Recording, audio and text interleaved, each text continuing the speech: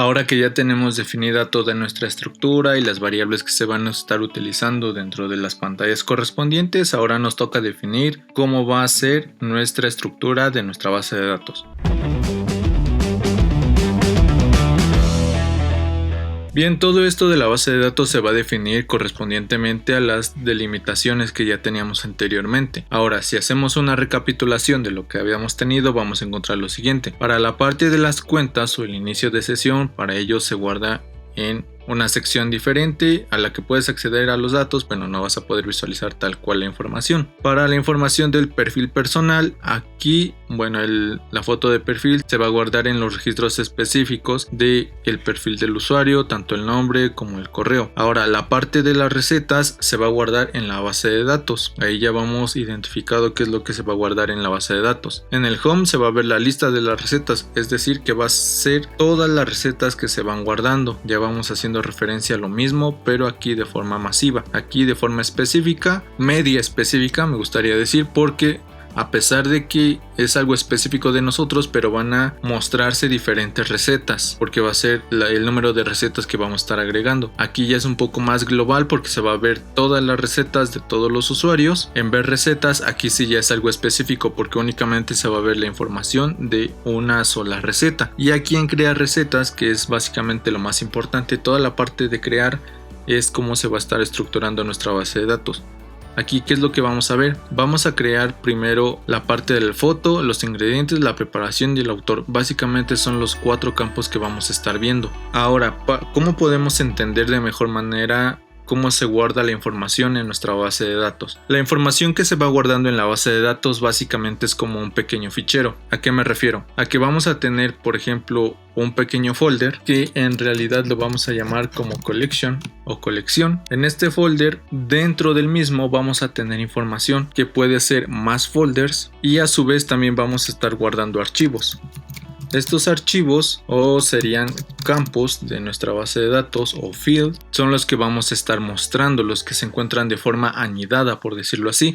Ahora, si tenemos folders en esta parte, básicamente se vuelve a repetir lo que habíamos comentado de esto.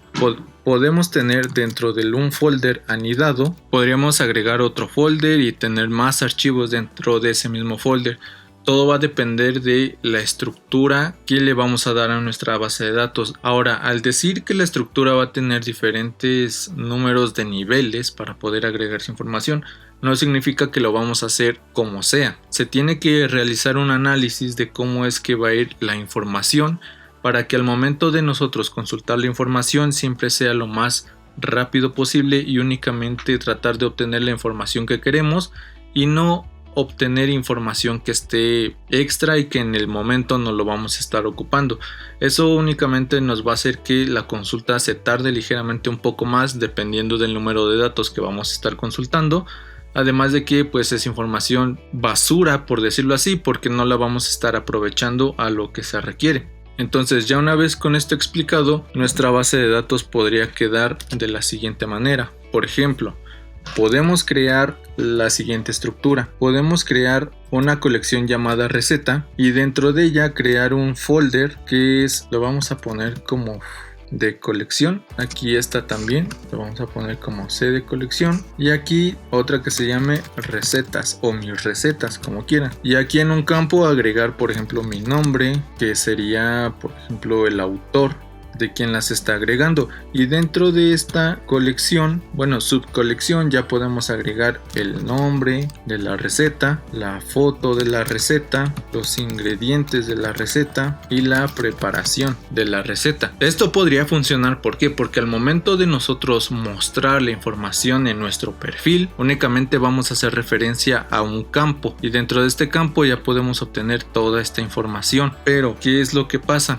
Al momento de utilizarla en la parte del home, esto va a ser un poco inutilizable. ¿Por qué? Porque tenemos que acceder de nueva cuenta a todos los registros, pero para poder acceder a cada uno de ellos se va a dificultar un poco a cada uno de esta subcolección. Entonces, ¿qué es lo que vamos a hacer? Al ser un ejemplo muy sencillo, podemos agregarlo directamente en esta parte, agregarlo como un field, que sería el nombre de la receta. Todos van a ser field. ¿ok? El nombre, la foto, los ingredientes, la preparación y el autor. Ahora se estarán preguntando, ok, eso ya va a solucionar la parte del home, porque mandas a traer toda la información y se ven todos los registros. Eso está muy bien, pero ahora, ¿cómo lo hago para únicamente mostrar la información de una sola persona en específico? Sí, aquí no lo puedo hacer. Sí se puede hacer, ya que con ayuda de algunos campos o parámetros dentro de la función de la consulta a la base de datos, se puede hacer una consulta sobre algún apartado en específico.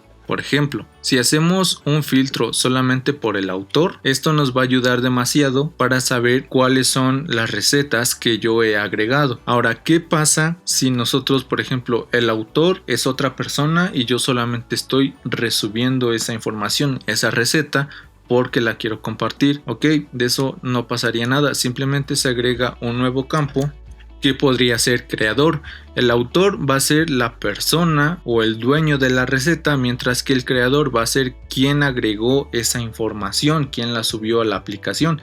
De esa manera pues ya sería lo mismo. Si el autor, aunque fuera diferente, aunque fuera X persona, Y persona, mientras el creador o el que haya cargado la información sea el mismo, se va a poder filtrar esa información para poder mostrarla en el perfil de la misma persona que está mostrando esa información.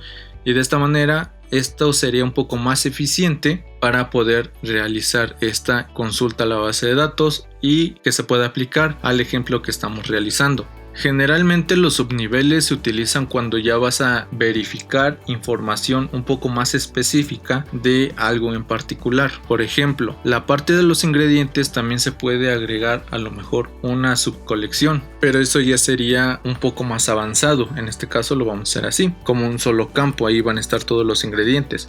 Pero en el caso de que tú quisieras que cada ingrediente fuera un registro por aparte, la parte de ingredientes podría ser ya una colección, y aquí en los campos posteriores a esa colección ya podría ser, por ejemplo, la cantidad, el nombre del ingrediente. Aquí también podría ser la unidad. ¿Cuál es la cantidad? Por ejemplo, que sea 1, 2, 3, la mitad, un cuarto. Eso sería la cantidad. La unidad ya sería kilogramos, taza, unidades, etcétera. Y el ingrediente, aceite, harina, huevo, lo que sea. Ahí ya podemos ser un poco más específicos, pero es solamente si el ejercicio lo requiere. En este caso pues no lo vamos a hacer de esa manera para no complicarnos tanto. En la parte de la preparación podría ser algo similar, también se podría convertir en una colección. Y ahora, ¿cómo podría ser esto?